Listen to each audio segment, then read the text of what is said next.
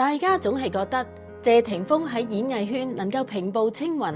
喺30歲就能夠成為香港金像獎歷史上首位大滿貫嘅影帝。佢攞過最佳新演員、最佳男配角同埋最佳男主角，純粹係幸運又或者係有天賦。但其實當你翻開呢3張驚世出土嘅傳奇舊照片，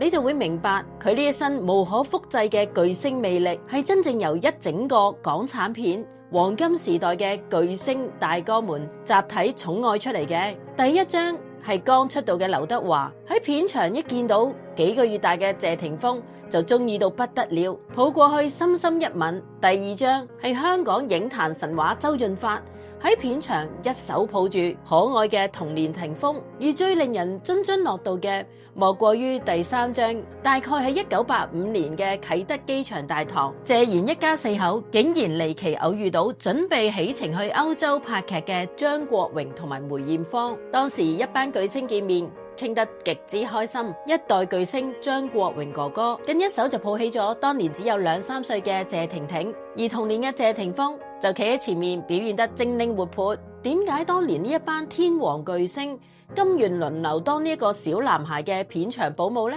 歸根究底係因為佢哋都俾足謝賢4哥天大嘅面子。當發哥同埋華仔剛出道喺 TVB 苦苦摸索嘅時候，4哥一早已經係全港獨一無二嘅首席天王巨星。4哥喺片場唔單止提攜後輩，更喜歡帶住一對仔女跑片場，見慣大場面。謝霆鋒從小就喺呢啲巨星嘅懷抱裏邊耳濡目染，佢長大之後除咗遺傳咗4哥骨子裏面嘅瀟灑傲骨之外，更喺潛移默化中吸取咗發哥嘅霸氣、華仔嘅勤奮，以及係哥哥張國榮同埋妹姐嗰份骨子裏邊嘅優雅。呢3張傳奇合照記錄咗唔係特權，而係一個時代嘅巨星們對下一代最深情嘅寄望。你又最被邊一張巨星抱抱嘅相片感動到呢？留言一齊討論下，記得訂閱啦！聽娛樂